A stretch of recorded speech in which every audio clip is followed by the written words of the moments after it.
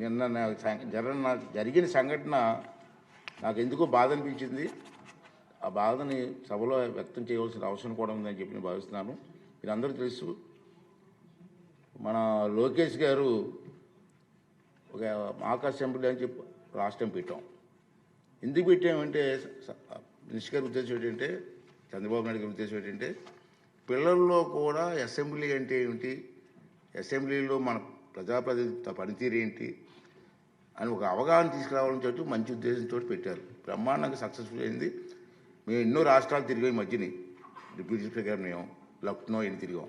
అక్కడ కూడా బ్రహ్మాండం చేశారని వాళ్ళు కూడా మనకు ప్రశంసించారు. అయితే నిన్న సంఘటన గవర్నర్ గారి స్పీచ్ విషయంలో నాకైతే చాలా బాధ అనిపించిందండి. ఇది సభలో మాట్లాడితే ప్రజలకు కూడా వెళ్ళవలసిన అవసరం ఉందని నేను భావించాను. అందుకే చెప్తున్నాను, మీకు ఆల్పల్ మిస్ చెప్తాను. మన అందరం బాధ్యత గల ప్రజాప్రతినిధులు. ప్రజలు ఎంతో నమ్మకంతో మనకు ఓటేసి ఇక్కడ పంపించారు. వేలాది మంది పోటీ పెడితే కేవలం 175 మందిమే ఇక్కడ కూర్చుని అరుదైన గౌరవం మనకు దక్కింది. మనం ఏ పని చేస్తున్నా, సభలో ఉన్న సభ వెలుపల ఉన్న ఈ విషయం గుర్తుంచుకోవాలి. సభా గౌరవాన్ని పెంచకపోతే పర్వాలేదు, కానీ దిగజార్చే హక్కు మాత్రం మనకు లేదు అన్న విషయాన్ని ప్రతి ఒక్కరు గుర్తుంచుకోవాల్సినటువంటి అవసరం ఉంది.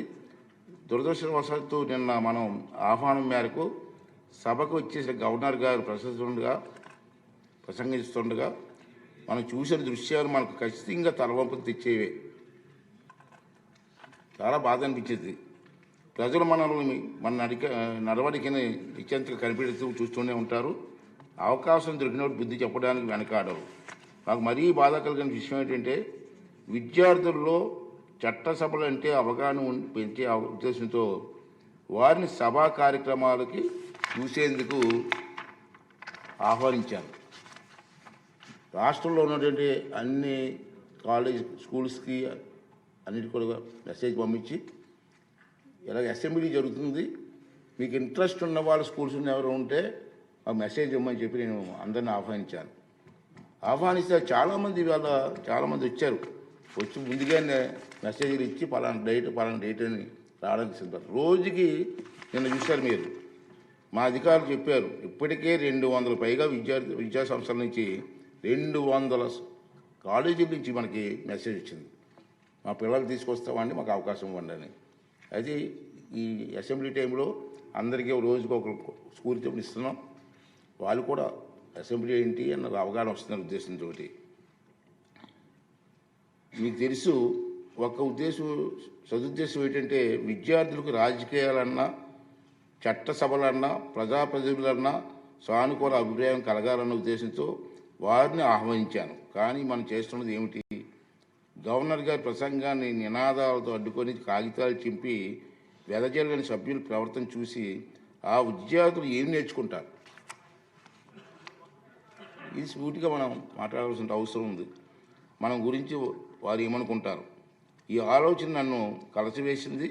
మన అందరం కూడా ఆత్మహత్య చేసుకోవాల్సిన అవసరం ఉంది. ఆ పసిపిల్లల మనసులో చట్టసభలంటే చులకన భావం ఒక్కసారి ఏర్పడితే దాన్ని తొలగించలేము. అంచేత రాబోయే రోజుల్లో మన గురించి మాట్లాడట్లేదు నేను. దీని కారకులు ఎవరో వాళ్ళందరూ కూడా ఆత్మ విమర్శ చేసుకోవాల్సిన అవసరం ఉందని చెప్పి ఈ సభ ద్వారా వాళ్ళందరికీ పనిచేస్తానండి. ఈ విషయం మీకు అందరి ముందు చెప్పాలని ఎందుకు బాధ అనిపించింది. అంటే ఈవేళ ఈ విషయం మీ ముందుకు చెప్పాలనే ఉద్దేశంతో ఈ 4 మాటలు చెప్పడం జరిగిందండి.